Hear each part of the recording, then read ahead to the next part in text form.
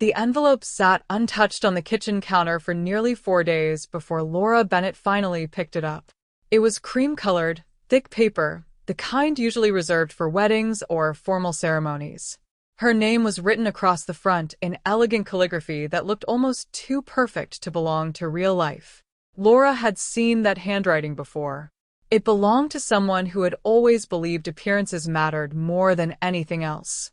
Inside was an invitation. A vow renewal ceremony. David Bennett and his wife, Rebecca. 10 years of marriage for them.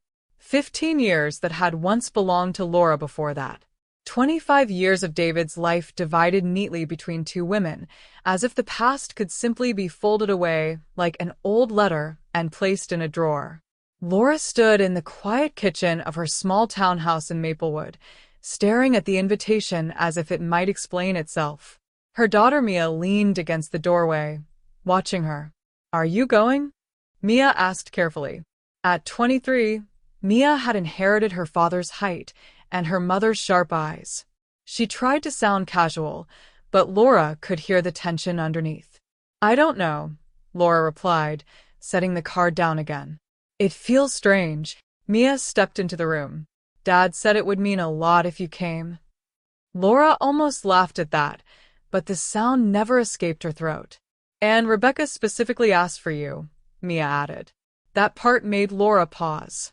Rebecca asking for her presence sounded less like kindness and more like a performance. "For us," Mia continued softly. "For me and Ethan." Right on cue, Ethan appeared behind his sister, his backpack slung over one shoulder. He was 21 now, finishing his last year of college. "It would be weird if you weren't there," he said. "Everyone would ask questions." Laura glanced back at the invitation. The location printed in gold letters made her stomach tighten. Lakeview Grand Hotel. It was the same place where Laura and David had celebrated their own wedding reception nearly 25 years ago. Either Rebecca didn't know, or she knew exactly what she was doing. Neither possibility was comforting. "I'll think about it," Laura said finally. But even as she said the words, she already knew the answer. She would go. Not for David. Not for Rebecca. But for Mia and Ethan. Always for them. 2 weeks later, Laura stood in front of her bedroom mirror adjusting the sleeves of a dark green dress she had bought for the event. It was simple, elegant, and understated. She had spent almost an hour choosing it, trying to find something that didn't look too formal but also didn't make her seem invisible. Her dark hair, now threaded with streaks of silver, was pulled into a soft knot at the back of her neck. A pair of small gold earrings caught the light. "You look great, Mom," Mia said from the doorway. Laura turned slightly. "Be honest. Do I look like I'm trying too hard?" Mia rolled her eyes. "No. "You look confident." Laura wasn't sure if she believed that, but confident was the closest thing she could aim for. The ceremony took place in a glass pavilion overlooking the lake. Late afternoon sunlight reflected off the water, casting warm golden light across the guests as they filled the rows of chairs. Laura slipped quietly into a seat near the back. Several people turned to look at her. Some smiled politely. Others quickly looked away. A few seemed genuinely surprised she had come at all. David stood near the front beside Rebecca.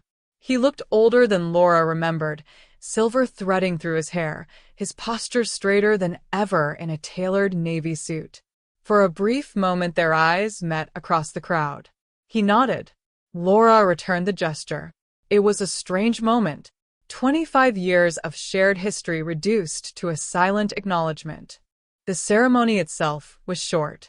Rebecca spoke confidently as she renewed her vows, her voice warm and rehearsed. She wore a champagne-colored gown that shimmered under the soft lighting. Mia stood beside her as a bridesmaid. Ethan stood beside David as one of the groomsmen. Laura watched her children carefully. They looked proud, but there was something else too. Something cautious. As if they were trying to balance between two worlds that never quite fit together. After the ceremony, guests moved inside the grand ballroom for the reception. Laura found her assigned table quickly. It was located near the back of the room. far from the main table where David and Rebecca sat surrounded by close friends and family. Laura wasn't surprised. She sat beside an elderly couple she barely recognized and a colleague from David's law firm who spent most of the evening checking his phone. The room buzzed with conversation and laughter. Waiters moved between tables carrying trays of champagne. Laura had just begun a polite conversation with David's Aunt Margaret when Rebecca appeared beside their table. "Laura," Rebecca said brightly. "I'm so glad you came." Her smile was flawless, but her eyes were cold. "I wouldn't miss it," Laura replied calmly. Rebecca lifted her champagne glass slightly and turned toward the small group seated around the table. "For those of you who may not know her," she said loudly enough for nearby guests to hear, "this is Laura." She paused. "David's first wife." The air around the table shifted instantly. A few uncomfortable chuckles followed. Rebecca laughed lightly. "We sometimes joke that she was his practice round," she continued, waving her hand casually. "The past mistake before he found the right match." Silence followed. Heavy. Unavoidable. Laura felt heat rise in her face. Across the room, she noticed Mia staring at them in shock. Ethan had gone completely still beside the bar. Margaret looked horrified. "Rebecca," she whispered sharply. But Rebecca just laughed again. "Oh, come on," she said. "We're all adults here." Then she turned back to Laura. "You know I'm teasing." Laura sat perfectly still for a moment. 15 years of marriage. 2 children. Countless sacrifices. Reduced to a punchline. Then she smiled. A slow, controlled smile. "I prefer to think of it differently," Laura said calmly. Rebecca tilted her head. "Oh, yes." Laura picked up her champagne glass. "I wasn't a mistake." The room had gone completely quiet. "I was the chapter that built the story." A few people nearby laughed softly. Rebecca's smile stiffened. And for the first time that evening, she looked uncertain. Laura set the glass back down. Then she stood. Not angrily. Not dramatically. Just calmly. "I should head home," she said politely to Margaret. She walked toward the exit without looking back. But as she passed the gift table near the doorway, something caught her eye.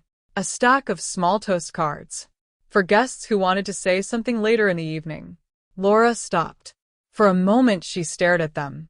Then she picked one up. And a pen. Her hand moved slowly as she wrote.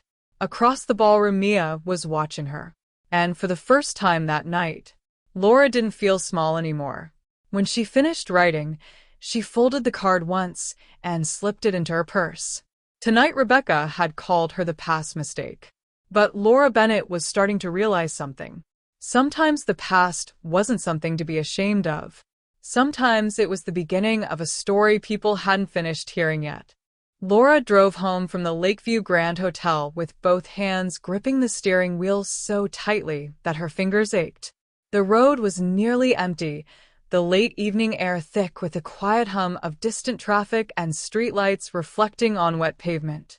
Rain had started sometime during the reception, thin silver streaks sliding across the windshield. The rhythmic movement of the wipers was the only sound inside the car. Rebecca's words echoed in Laura's mind with every mile. The past mistake. It was strange how a single sentence could reopen wounds that had taken years to close. Laura had believed she had moved past that chapter of her life. She had rebuilt herself piece by piece after the divorce, slowly learning how to exist in a world that no longer included the man she once thought she would grow old beside. But humiliation had a way of digging up buried memories. By the time she pulled into the driveway of her modest townhouse, the rain had turned heavier. The small garden she had planted the previous spring looked vibrant under the porch light, droplets clinging to the leaves of the lavender and roses. It was one of the few things she had nurtured entirely on her own after the divorce. She turned off the engine and sat in the silence for a long moment before stepping out of the car. Inside the house, the air felt still and quiet. The place was small compared to the home she once shared with David, but every object inside belonged to her life now. The art supplies scattered across the dining table, The bookshelves filled with art history volumes, the canvases stacked along the walls of the spare room she had turned into a studio. Laura kicked off her heels near the door and walked straight to the kitchen. Her reflection in the dark window startled her for a moment. The elegant dress that had felt empowering earlier now seemed heavy and unfamiliar. She poured herself a glass of water and leaned against the counter, letting the cool glass press against her forehead. The words replayed again in her mind. Practice round. Past mistake. Rebecca had delivered them so easily, as if Laura's life were just an anecdote in someone else's story. Laura closed her eyes and memories came rushing back with surprising clarity. She remembered the first time she met David during their final year of college. He had been confident even then, already talking about law school and the firm he planned to join one day. Laura had been studying design and painting, dreaming about opening her own studio gallery somewhere by the coast. David had admired her creativity. He used to say she saw beauty in places most people overlooked. Back then it had felt like admiration. Years later she realized it had slowly turned into something else, something closer to quiet dismissal. Their early years of marriage had been filled with plans. Laura worked 2 part-time jobs while David attended law school. They shared a small apartment with creaky floors and a balcony that overlooked a parking lot. She remembered how proud she felt the day he graduated. She remembered the promise he had made that night. Once his career stabilized, she would have time to pursue her art properly. Life, however, had a way of shifting priorities. Mia was born 2 years later, followed by Ethan not long after. Laura's days filled with school schedules, grocery lists, and late nights comforting sick children. David's career accelerated quickly. Promotions, longer hours, networking events. The balance of their marriage slowly tilted without Laura realizing how much she was giving up.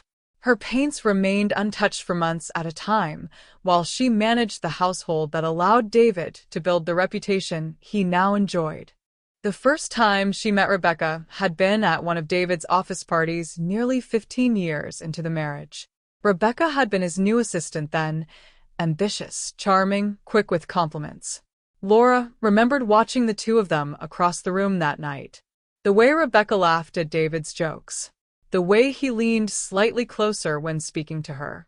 Something inside Laura had tightened with quiet understanding even before any proof appeared. The divorce had come less than a year later.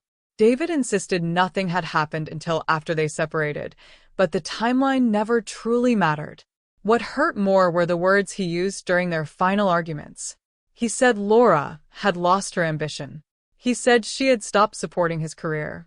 He said she had become difficult. 6 months after the divorce was finalized, David married Rebecca. Laura had spent the first years afterward barely recognizing her own life. The house was gone. Many friends quietly drifted toward David's social circle. She struggled to adjust to a smaller home, a smaller income, and a new identity that no longer revolved around being David's wife. But she kept going for Mia and Ethan. Slowly, she built something new. Laura started a small consulting business helping local offices and cafes select artwork for their spaces. At first, it barely paid the bills, but over time her reputation grew. She began meeting other artists, attending local exhibitions, and eventually displaying some of her own paintings again. It wasn't the grand gallery she once imagined opening, but it was hers. Her phone buzzed suddenly on the kitchen counter, pulling her out of the past. Emma. Laura quickly answered. So? Mom, where did you go? Mia's voice carried both worry and frustration. You just disappeared. Laura exhaled slowly. I wasn't feeling great, so I decided to head home early. There was a brief pause on the other end. This is about what Rebecca said, right? Mia asked quietly. Dad got really angry with her after you left. Laura was surprised by that. He did. Yes, Mia said. I've never seen him yell at her like that before. Ethan heard everything. Laura leaned against the counter again, staring at the rain sliding down the window. It's fine, she said gently. I'm okay. You don't sound okay. I just needed some quiet. Mia sighed softly. We're coming by tomorrow morning with breakfast. You don't have to do that. Yes, we do, Mia replied firmly. You're our mom. After they hung up, Laura stood in the kitchen for several minutes, letting the silence settle around her again. Then she changed out of the dress, washed the makeup from her face, and tied her hair into a loose ponytail. Instead of going to bed, she walked into her studio. The room smelled faintly of oil paint and turpentine. Several unfinished canvases leaned against the walls. One large painting stood on the easel in the center of the room, something she had started weeks earlier but never finished. It showed a dark ocean beneath a cloudy sky, waves crashing against jagged rocks. Laura stared at it for a long time. Then she picked up a brush. She dipped it into deep gold paint and dragged a streak of color across the horizon line. The effect was immediate. The stormy ocean suddenly looked like it was breaking open to reveal sunlight behind the clouds.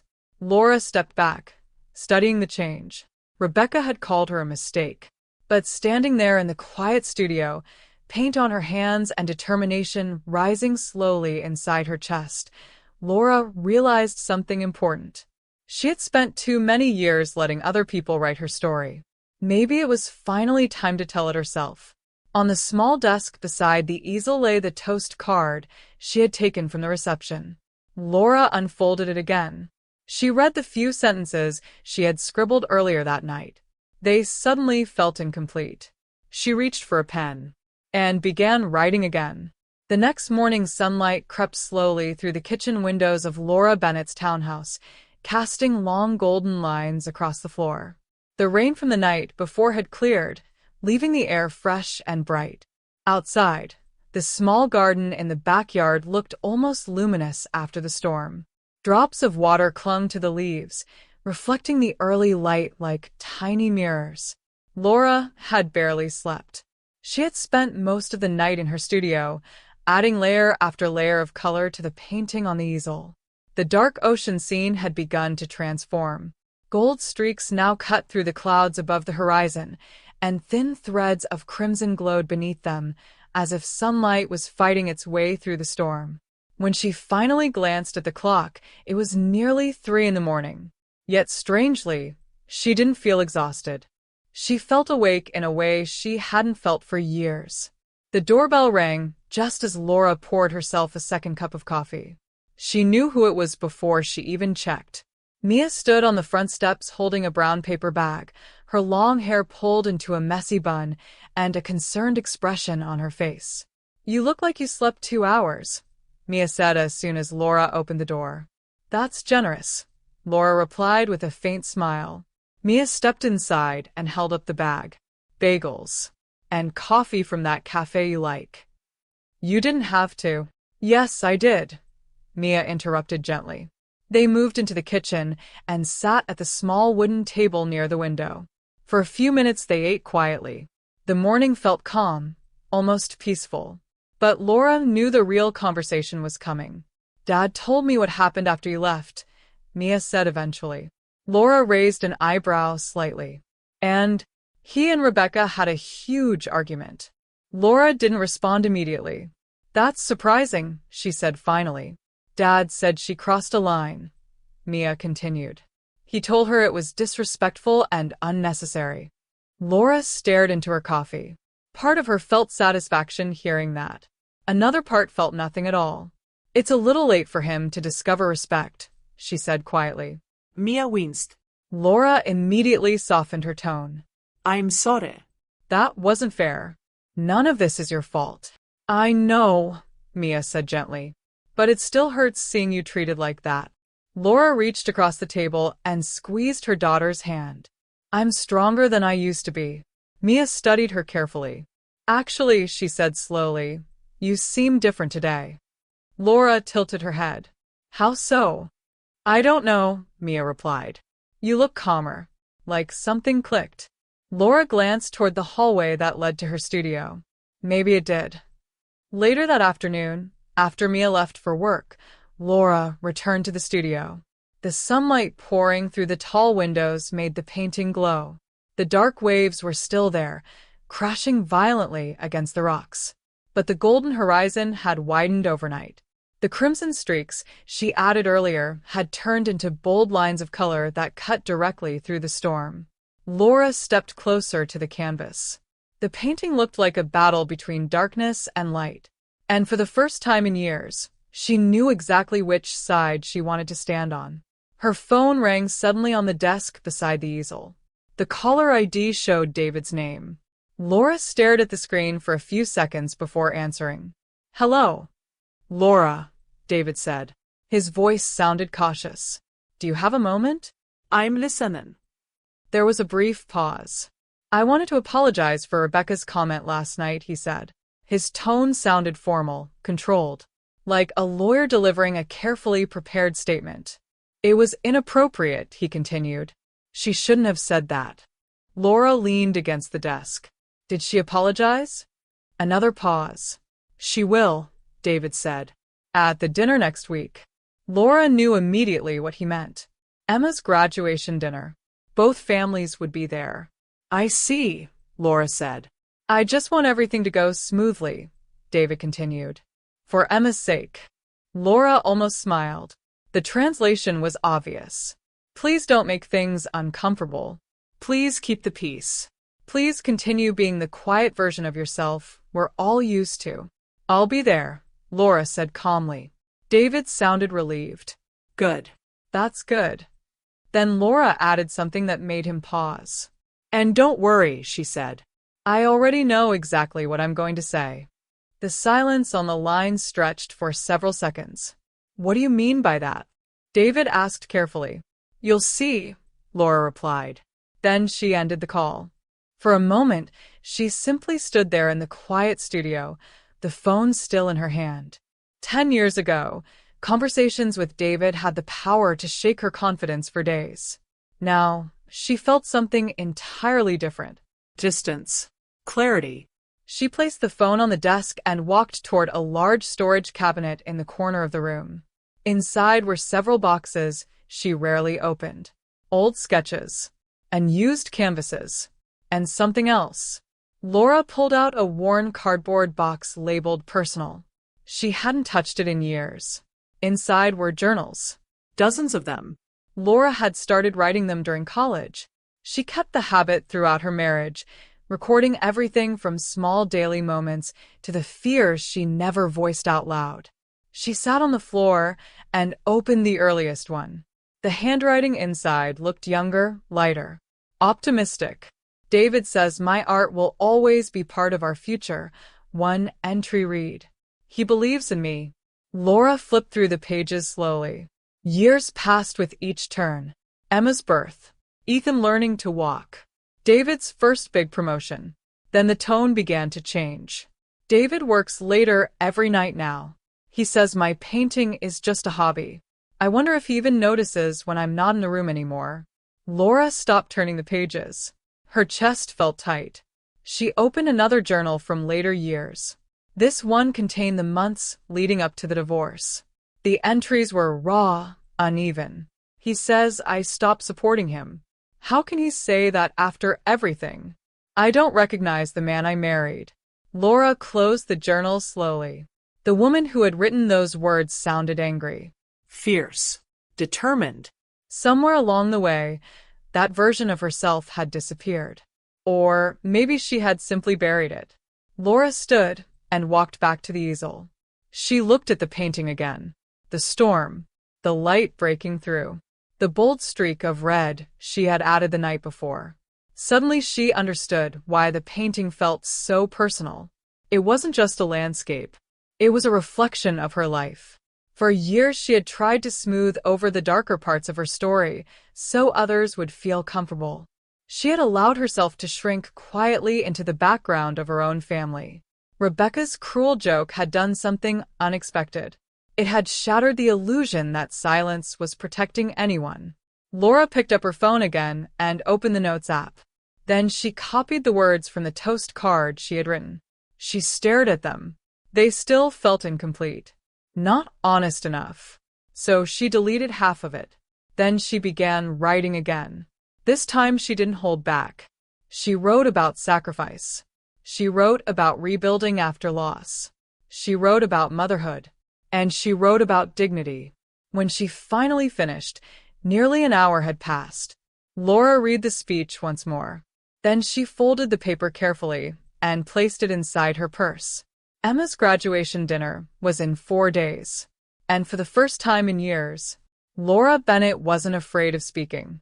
The evening of Emma's graduation dinner arrived with a calm, warm breeze that drifted through the streets of Maplewood. The small city seemed unusually alive that night. Restaurants glowed with soft golden light, sidewalks filled with quiet conversations and the occasional laughter of people enjoying the start of summer. Inside her townhouse, Laura Bennett stood in front of the bedroom mirror adjusting the sleeve of her emerald dress. She had chosen it carefully. It was elegant without being extravagant, confident without demanding attention. The deep green color made her hazel eyes stand out, and the soft fabric fell naturally around her shoulders. For years, Laura had dressed to blend into the background during family gatherings, choosing safe, neutral colors that kept her presence small. Tonight, she didn't want to disappear. She fastened a thin gold bracelet around her wrist and looked at her reflection one more time. There was a calmness in her expression that surprised even her. The anxiety she expected to feel was absent. Instead, there was something steadier beneath the surface, a quiet sense of readiness. Her purse rested on the dresser beside her. Inside it was the folded sheet of paper she had rewritten 3 times during the week. Her words, her truth. The drive to the restaurant took less than 15 minutes, but Laura felt every second of it. Streetlights slid across the windshield while soft music played on the radio. She passed familiar buildings, the grocery store where she had once taken Mia and Ethan shopping after school, the park where they learned to ride their bikes, the small bookstore where she used to hide on quiet afternoons during the difficult first year after the divorce. So much of her life had unfolded within these few miles. Tonight felt like another turning point. The restaurant Emma had chosen was one of the nicest in the city, an Italian place called Rossi's, known for its warm atmosphere and long windows overlooking the river. The entrance glowed with soft amber lighting, and the scent of garlic and fresh bread drifted out each time the door opened. Laura arrived exactly at 7. Through the window, she could already see them seated at a long table near the center of the room. Emma and Ethan sat side by side. Across from them were David and Rebecca. 2 empty chairs remained on Laura's side of the table. She took a slow breath before stepping inside.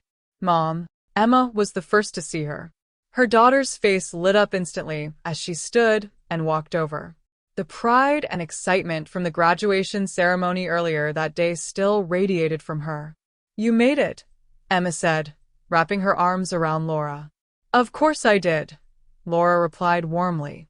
"I wouldn't miss this for anything." Ethan stood as well, pulling his mother into a quick hug. "You look amazing," he said quietly. Laura smiled. "Thank you." Then she turned toward the other side of the table. David rose from his seat, looking slightly unsure. "You look nice tonight, Laura," he said politely. "Thank you, David." Rebecca remained seated. Her expression was carefully neutral, though Laura noticed the tightness around her eyes. "Laura," Rebecca said after a moment, her voice overly pleasant. "I'm glad you came." Laura simply nodded and took her seat beside Ethan.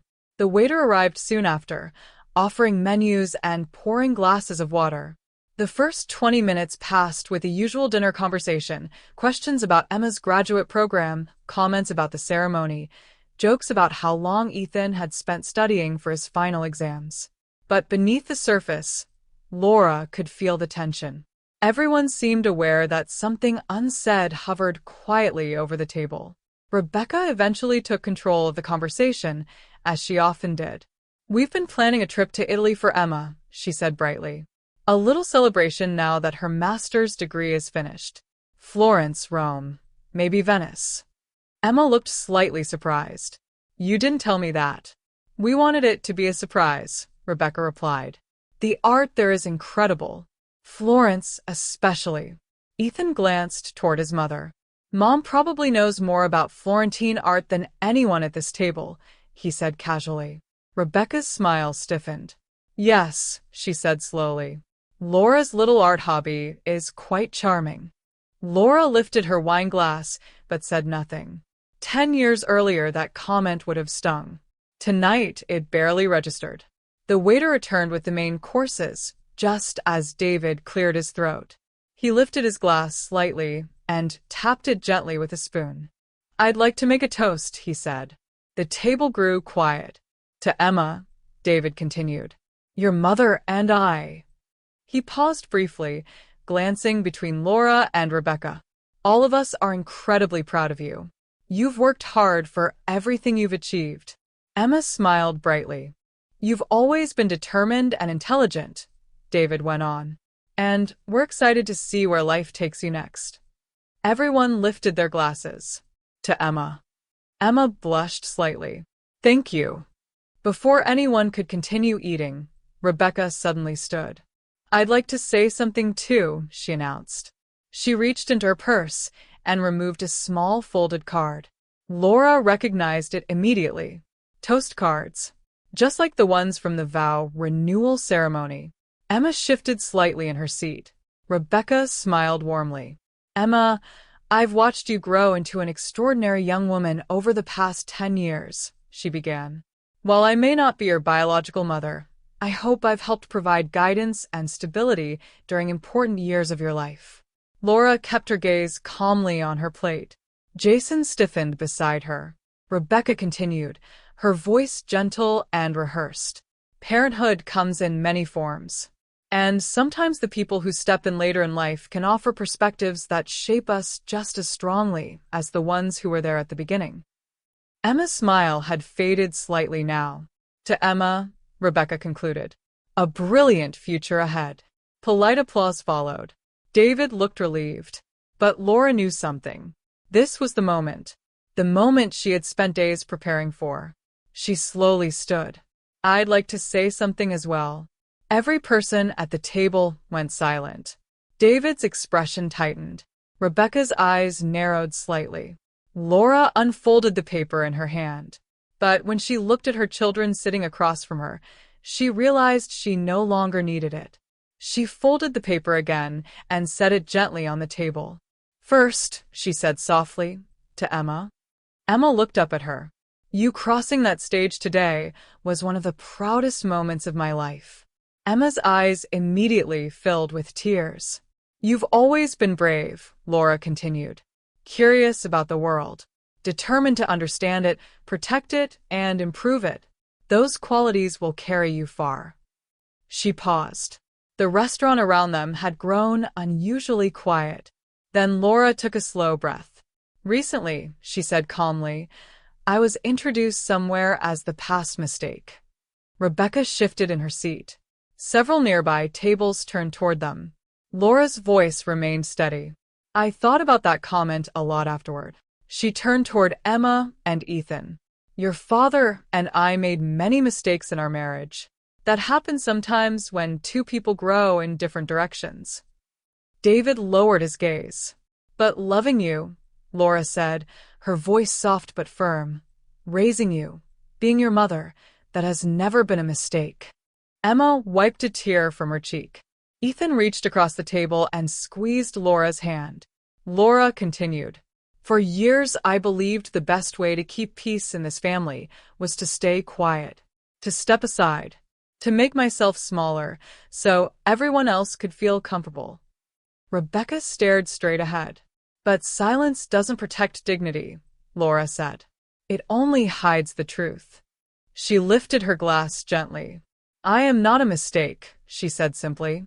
I am part of this family story. I always have been. She looked at Emma. And tonight is not about old arguments or bitterness. Her voice softened again. It's about reminding my children that no one should ever feel like they need to shrink themselves to make others comfortable. Laura raised her glass. To Emma. May you always know your worth. And may you never let anyone rewrite your story.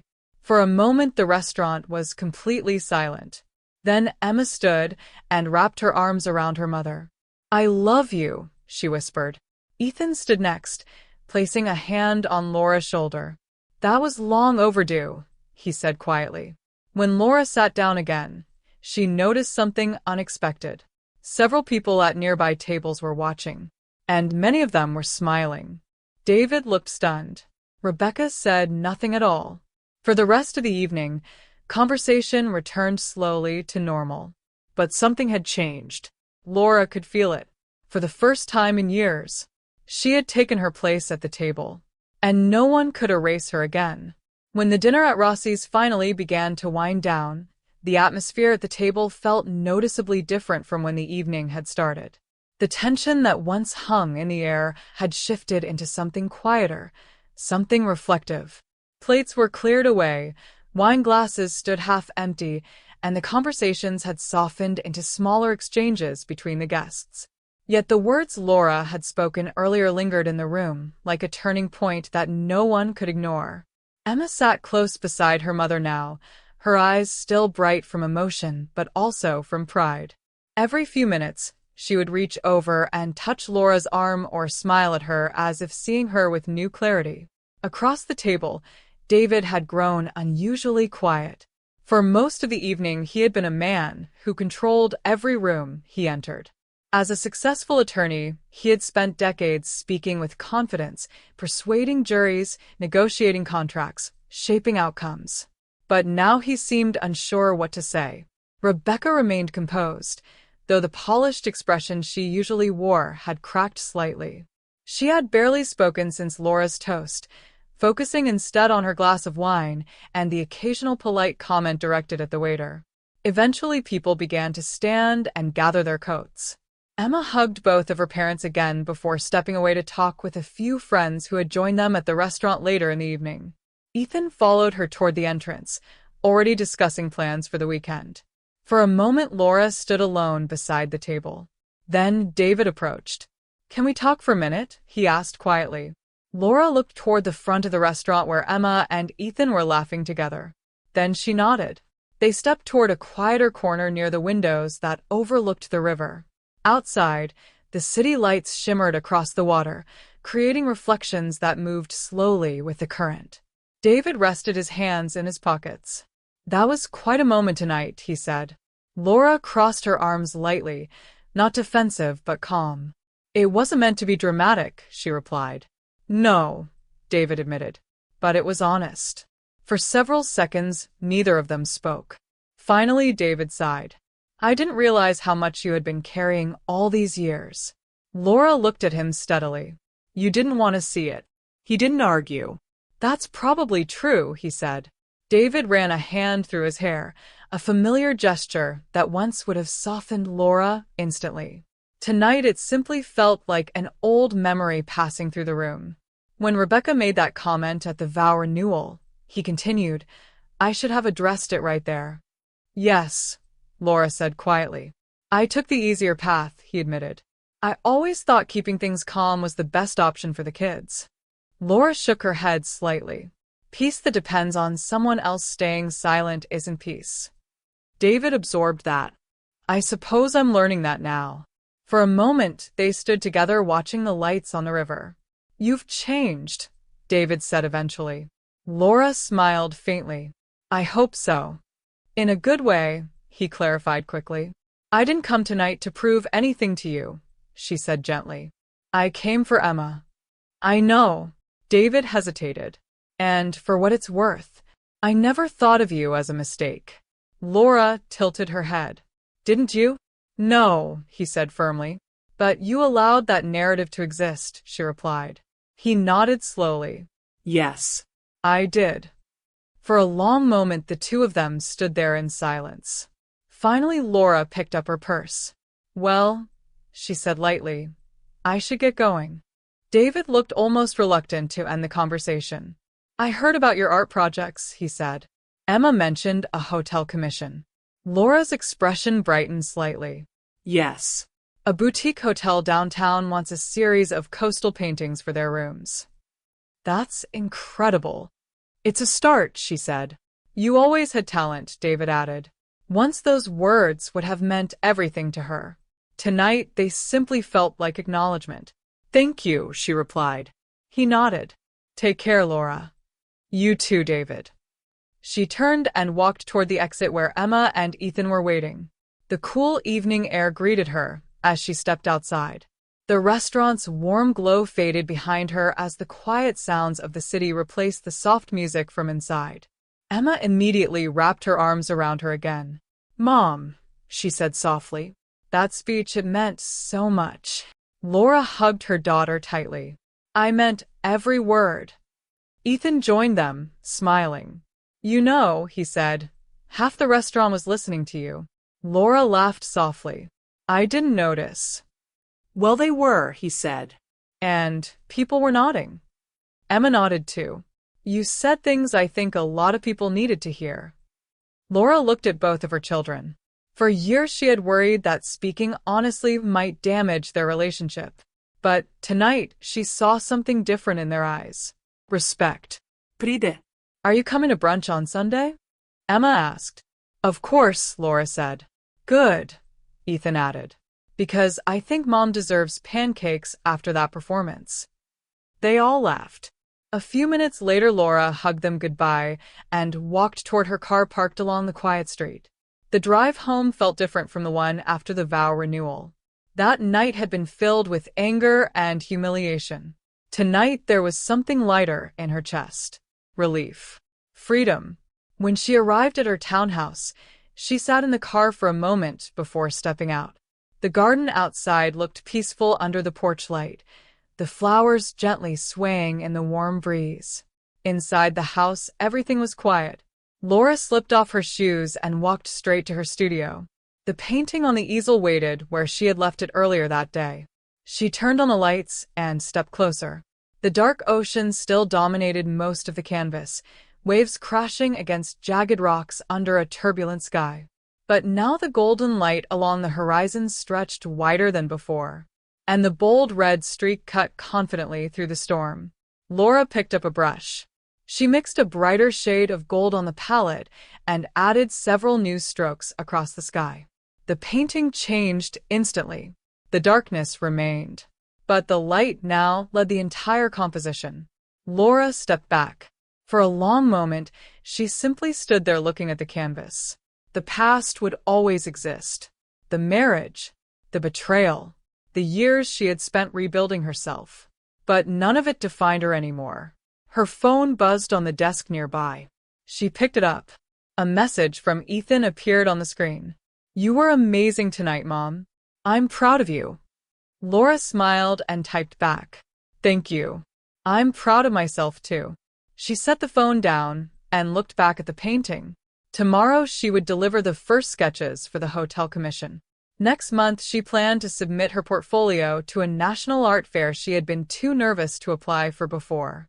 And for the first time in many years, Laura Bennett felt something that had been missing for a long time. Not anger, not regret, possibility. She cleaned the brush slowly and placed it beside the easel. The painting was finally finished.